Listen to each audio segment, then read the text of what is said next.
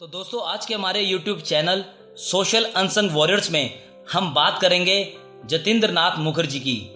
मुखर्जी जिनका ये मानना है we shall die to awake the nation. Bagha Jatin जिसकी बहादुरी ने ब्रिटिश राज को हिलाकर रख दिया।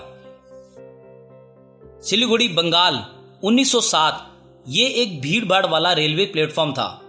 एक आदमी अपने डिब्बे में भाग रहा था और अपने एक बीमार सह यात्री के लिए पानी ला रहा था जब उसने गलती से एक ब्रिटिश कप्तान के साथ ब्रश किया था। मूल निवासी के लिए सामान्य घृणा के साथ कप्तान ने कसम खाई और अपने बैच से आदमी को मारा। कुछ समय बाद वह व्यक्ति कप्तान के व्यवहार के बारे में स्पष्टीकरण मांगने के लिए वापस लौटा। जवाब में उस पर हमला करने के लिए 3 और सैनिक आगे आए। कुछ ही मिनटों के भीतर उसने प्लेटफॉर्म पर चारों को पटक दिया। बाद में एक कटघरे में सैनिकों के आरोपों को दबाने के लिए बुलाया गया था, क्योंकि ब्रिटिश प्रतिष्ठा के लिए इससे ज्यादा हानिकारक कुछ भी नहीं हो सकता कि एक बंगाली युवक द्वारा अंग्रेजी सैन्य अधिकारियों को खदेड़ दिया गया। जितेंद्र नाथ मुखर्जी जो भारतीय मूल के हैं, जिन्होंने ब्रिटिश साम्राज्य के खिलाफ गुरिल्ला युद्ध में अपना जीवन लगा दिया। 7 दिसंबर 1869 को बंगाल प्रेसिडेंसी के कुश्तिया में जन्मे जतिंद्र नाथ ने अपने पिता को एक निविदा उम्र में खो दिया और उनका पालन पोषण उनके मायके में हुआ। उनकी मां शरत शशि एक समर्पित सामाजिक कार्यकर्ता, एक कवि और एक प्यार करने वाली लेकिन सख्त महिला थी, जिन्होंने सुनिश्चित किया कि उनका बच्चा बड़ा होकर एक मजबूत, साहसी और निस्वार्थ पुरुष बने।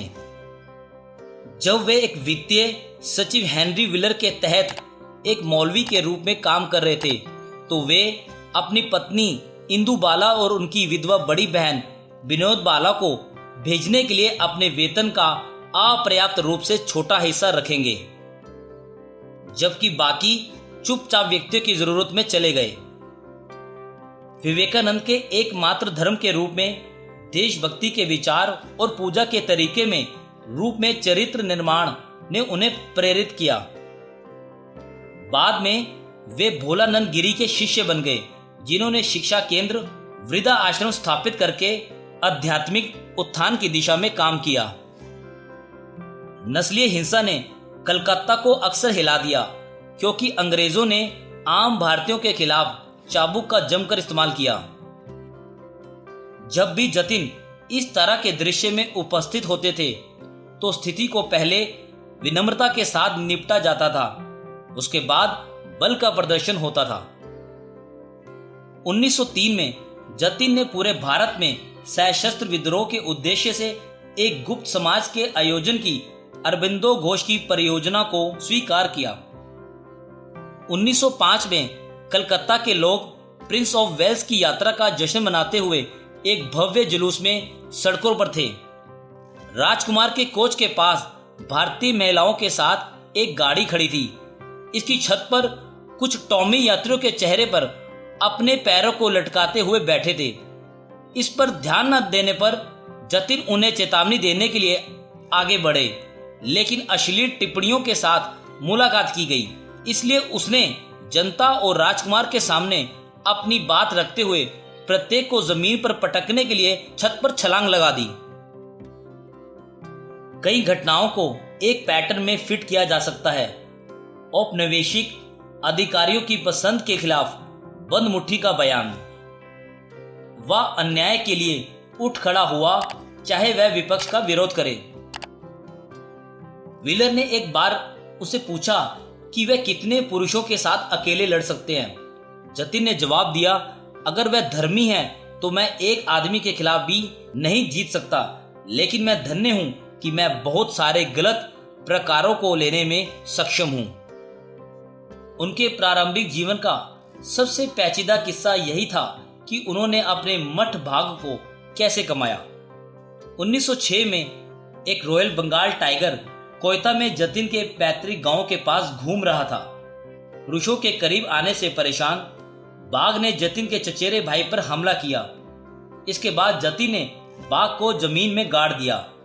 एक लंबे कुश्ती मुकाबले के बाद एक शातिर घायल जतिन ने एक छोटे गोरखा खंजर को बाहर निकालने में कामयाबी हासिल की और उसे मार डाला। लेफ्टिनेंट कर्नल डॉक्टर सारभिकारी, जिन्होंने उन्हें मौत के जबड़े से वापस इलाज किया, ने अंग्रेजी प्रेस में उनके बारे में एक लेख प्रकाशित किया और उनके बाद भारतीय सैनिकों की एक बटालियन का नाम दे दिया गया। इस घटना ने ध्यान आकर्षित किया और लोगों ने उन्हें बाघा जतिन कहना शुरू कर दिया, जिसका अर्थ था जतिन एक बाघ की भविष्यवाणी के साथ। बंगाल सरकार ने उन्हें दृश्य के रजत उत्कीर्ण से सम्मानित किया। तब तक तारकनाथ दास, गुरुनदीप कुमार, सुरेंद्र मोहन बोस जैसे जतिन के दूत पहले से ही संयुक्त राज्य अमेरिका में देशभक्त भारतीयों के लिए एक आधार बन रहे थे। क्रांतिकारी साहित्य के साथ समय समय पर प्रकाशन कर रहे थे। जब तक पुलिस ने उनके खिलाफ एक आपराधिक अपराध कायम किया, तब तक बंगाल के राजनीतिक परिदृश्य में बहुत कुछ घटित हो चुका था। 1905 के बंगाल विभाजन के बाद स्वदेशी और बहिष्कार आंदोलन पूरे जोश में था। अरबिंदो को हाल ही में अलीपुर बम केस 1908 से बरी कर दिया गया था, जबकि गुप्त समाज के कई अन्य सह षड्यंत्रकारियों ने युगांतर को सेलुलर जेल में कैद की सजा सुनाई गई थी। 1909 तक 4 क्रांतिकारियों को पहले ही फांसी चढ़ा दिया गया था और कुछ अन्य लोगों को कार्रवाई में मार दिया गया था। परिणाम स्वरूप जतिन और उनका नेटवर्क पुलिस के उप अध्यक्ष शमसूल आलम द्वारा जांच के दायरे में आया, जिनके पास बंदी क्रांतिकारियों से यातना और उनकी जानकारी निकलवाने की विशेष प्रतिभा थी। 24 जनवरी 1910 को जतिन के निर्देश के अनुसार वीरेंद्र नाथ गुप्ता ने मार दिया। वीरेंद्र नाथ को लगभग तुरंत पकड़ लिया गया था और पहली बार जतिन को एसपी टैगोर ने गिरफ्तार किया। परीक्षण के बाद वीरेंद्र नाथ को 21 फरवरी को फांसी दे दी गई। हावड़ा शिवपुर षड्यंत्र का मुकदमा 47 क्रांतिकारियों के साथ मुकदमा चलाया गया, लेकिन संतोषजनक सबूत न होने के कारण जतिन के विकेंद्रीकृत संगठन के तरीके के कारण उनमें से अधिकांश को बरी कर दिया गया। कलकत्ता के फोर्ट विलियम में 10वीं जाट रेजिमेंट को जतिन के पुरुषों द्वारा घुसपैठ के कारण राष्ट्रवादी कारण के प्रति सहानुभूति होने का संदेह था, इसलिए इसे तुरंत नष्ट कर दिया गया था।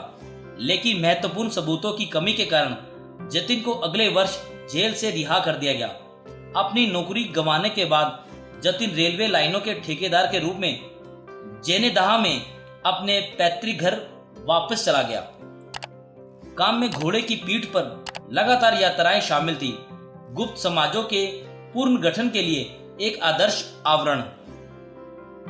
1912 में कलकत्ता की यात्रा के दौरान जतिन ने जर्मन क्राउन प्रिंस से मुलाकात की और भारत में बंदूक आपूर्ति के बारे में एक वादा प्राप्त किया।